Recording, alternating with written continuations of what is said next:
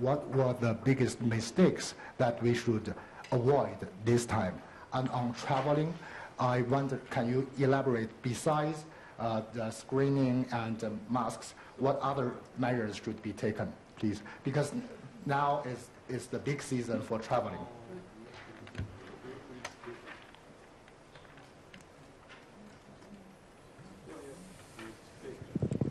I can answer the second part of that question. So, yes, so as Dr. Tedros mentioned in his speech, that there are many things that individuals can do to protect themselves.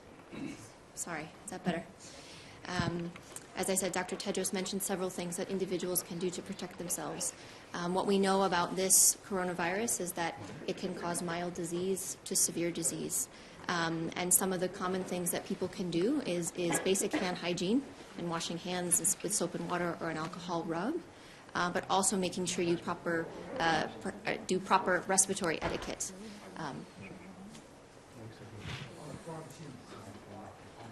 On the cities, the measures that cities were locked up, the mistakes that we should avoid this time, such as crop protection, the suspected became real ill people.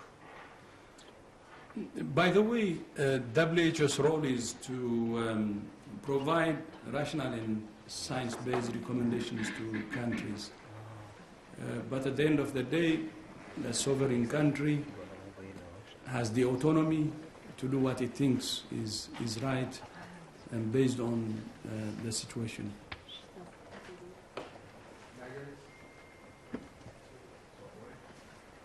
Cross-infection.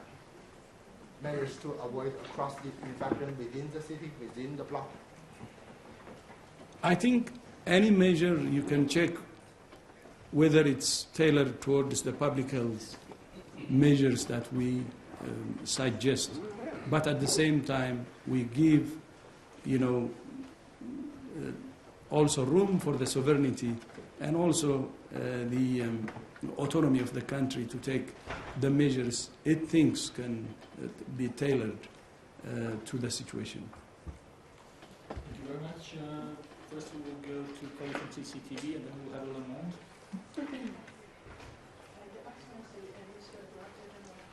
Under the current situation, what do you think is the favorable factors in What do you think is?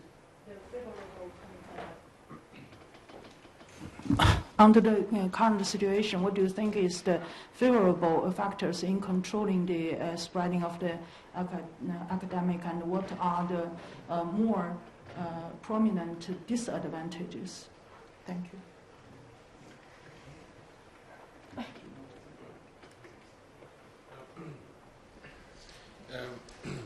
I think the important advantages we have now that we didn't have in previous epidemics is we know the virus. In previous epidemics that wasn't known for a long time. We have diagnostics, so we have the capacity to diagnose quickly. But those diagnostics are not useful unless they're deployed, unless people know how to use them. So we really do have to focus on protecting hospitals and healthcare environments and ensure we have high level of alert amongst health workers for suspect cases, and that we have the capacity to isolate those cases and test them quickly. And we have advanced collectively in China, globally, in our capacities to be able to do that. The challenges in this situation are understanding the full extent of transmission and the way in which the virus is transmitting within communities. And I think Maria spoke to that, how communities can protect themselves. So there are many things that are giving us an advantage, but our disadvantage is the unknowns, in not fully understanding the disease, not fully understanding its severity, not fully understanding its transmission. And that is what the Director General spoke to in bringing the global community to work with China to ensure that we have the right evidence, the right knowledge to be able to react appropriately to this disease. I don't know, Sylvie, if you wish to supplement. And I think also one advantage we have compared to, for instance, 2003 is really the fact that now we have the IHR. That is a framework that has been adopted by all member states to coordinate international response. And so it allows us also to not only to coordinate the control measures, but also coordinate the generation of knowledge and sharing of information globally. And so this will accelerate certainly the discovery of new measures and new opportunities to tackle this disease. Thank you very much. We will now go to your colleague from Vermont. Bonjour. Si vous permettez une question en français. Vous aviez indiqué hier manquer d'informations. Est-ce que Pékin est revenu vers vous entre hier soir et aujourd'hui avec ces nouvelles informations? Est-ce que ce sont les mesures de confinement prises par Pékin qui vous ont fait changer d'avis? Et peut-être une question un peu plus politique. Vous n'êtes pas sans connaître les difficultés en interne du président Xi Jinping. Est-ce que ce sont des considérations qui ont été prises en compte par le comité, en particulier le coût politique que pourrait représenter pour la Chine la mise en place d'une alerte mondiale? Merci. I will just translate the question in English so everyone knows. So the question is that yesterday WHO said that we didn't have enough information. So did we receive this information from China during the day? What is this information that has been received? And is there any part of the politics that have been taken into consideration, domestic politics into consideration by the committee? Chair, please. Thank you very much. You want me to respond in French or in English? En français. Bon, je vais vous répondre en français puis je vais traduire. Les informations qui nous manquaient étaient de deux natures. Nous voulions savoir si les mesures prises dans la ville de Wuhan résultaient d'une évolution que nous ne connaissions pas de la situation épidémiologique locale. Et la réponse nous a été apportée. Nous avons eu un point épidémiologique très précis et mis à jour qui a été fait aujourd'hui. Et nous avons compris que les mesures prises dans la ville de Wuhan ont résulté de l'initiative de cette ville et n'avaient pas un lien, je dirais, immédiat avec l'évolution particulière de la situation épidémiologique. Quant à la question sur la dimension politique, cette question n'a pas été évoquée au sein du comité qui n'a pas les compétences pour aborder ce genre de sujet.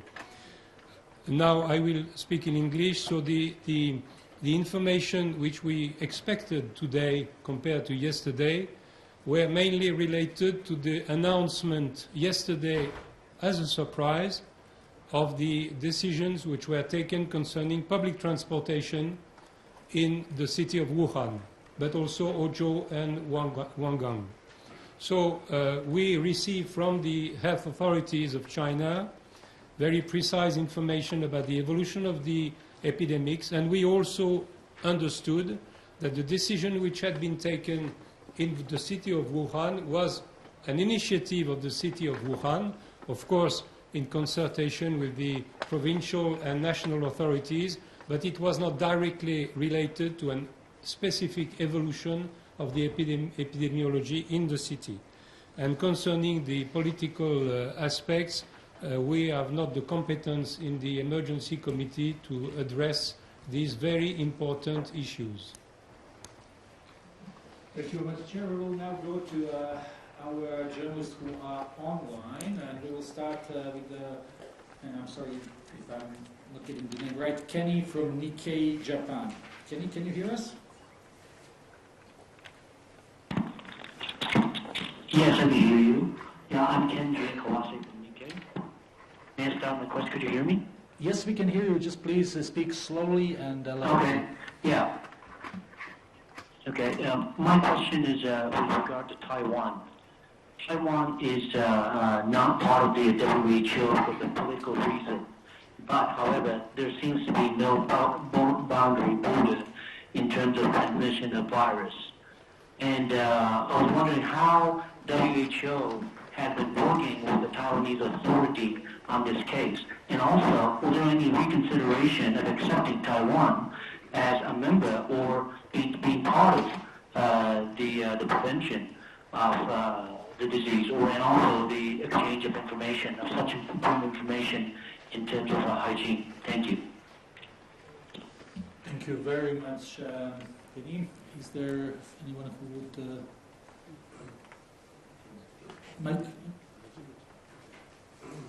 We work very closely with technical partners in in China, Taiwan.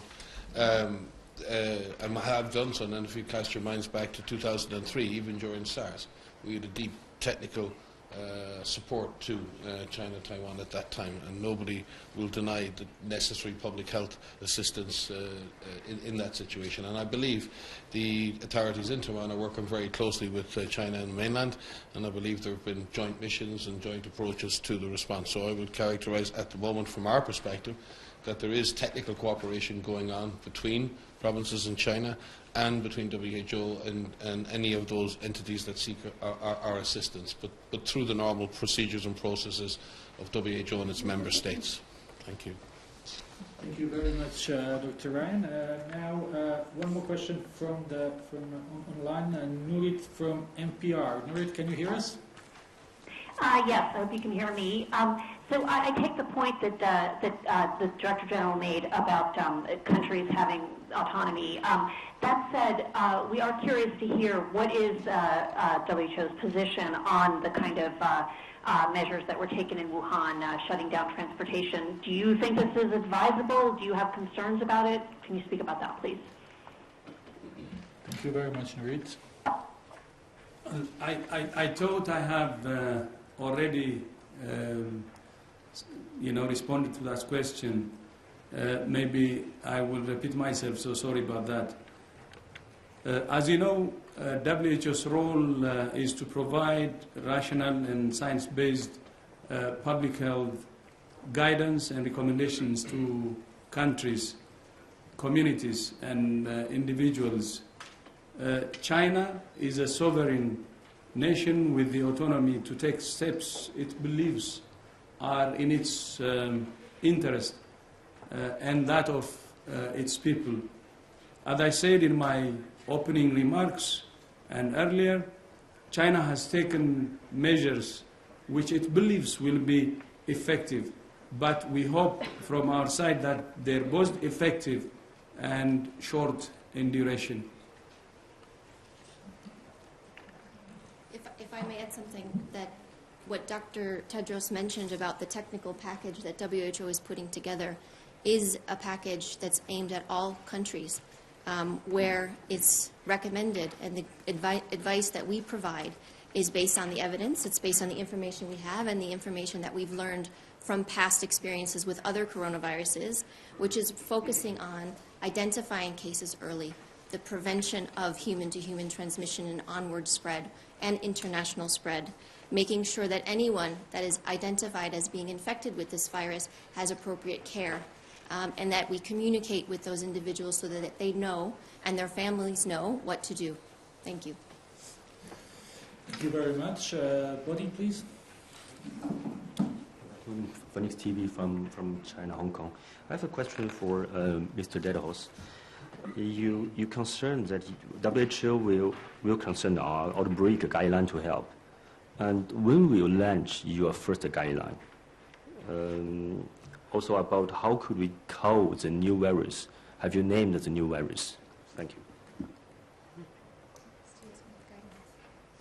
So our first set of guidelines, I believe, were online on the 10th of January, if I'm not mistaken.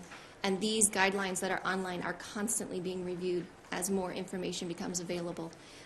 We are receiving information from affected countries. We are utilizing the expertise of the affected countries and our international networks to make sure that the advice that we are giving is appropriate. So we revise them as necessary. So please look at the website to see the latest guidance materials that are there.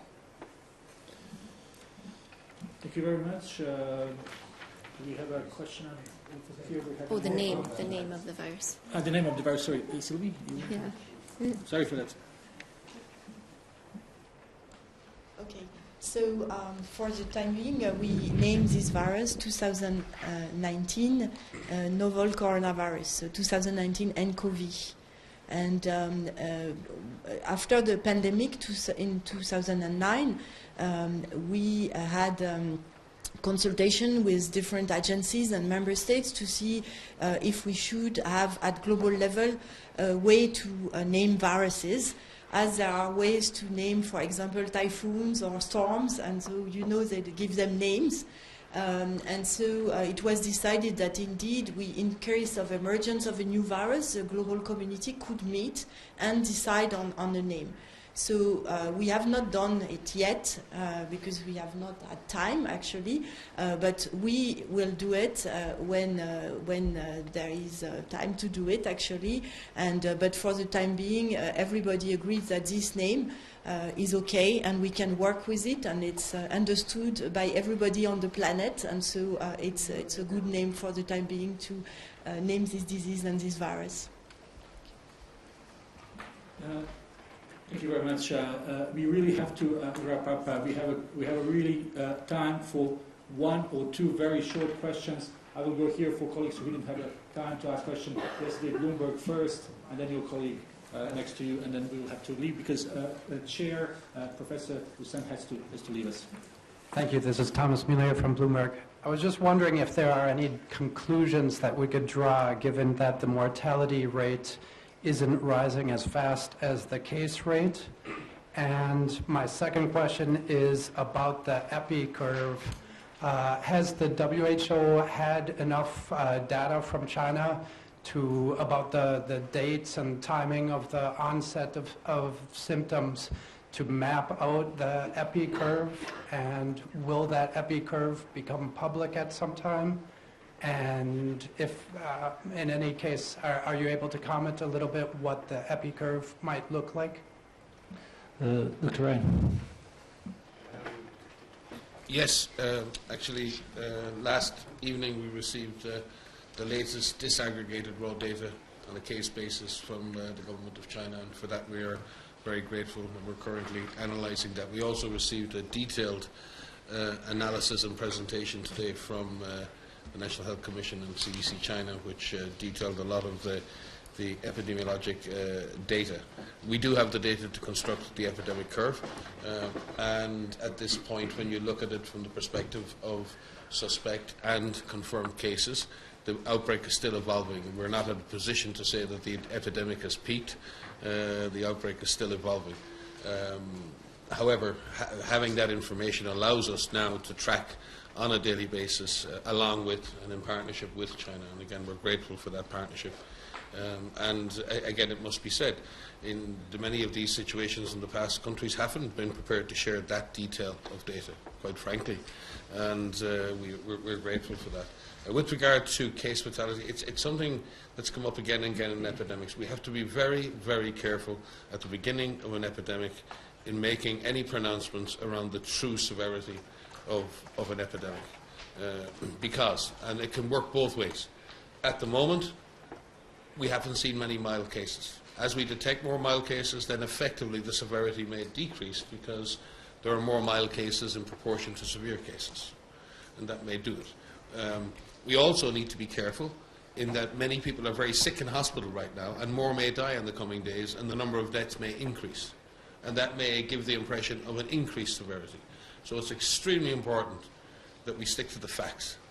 The facts are 17 people have died, and their families grieve them this evening. That is the fact of the matter. Overall, what we will see ultimately as severity and death remains to be seen. We also have quite a number of severe cases. And in this case, I think we need to focus also on those individuals and the standards of care that they receive. We don't have a specific therapy for this disease or for any coronavirus, but patients can do well with intensive supportive therapy.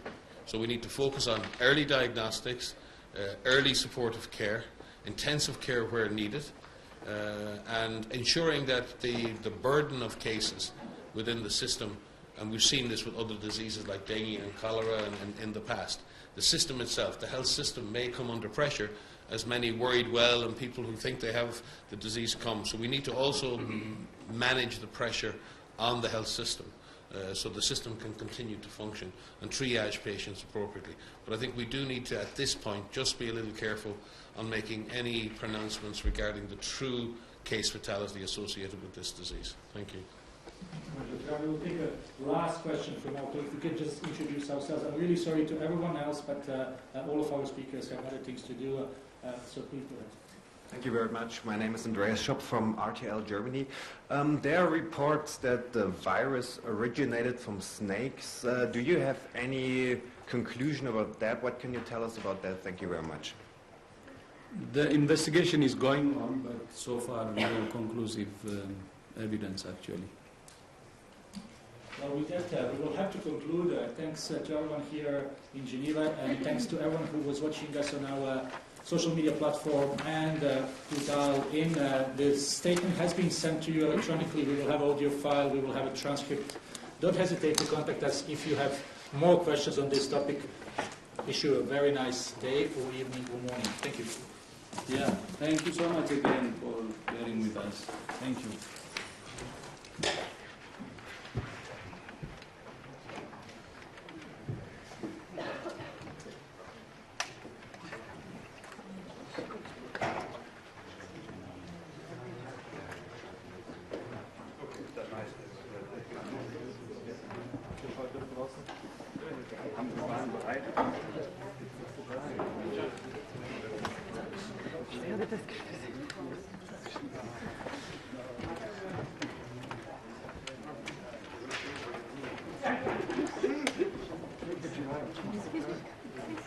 Thank you.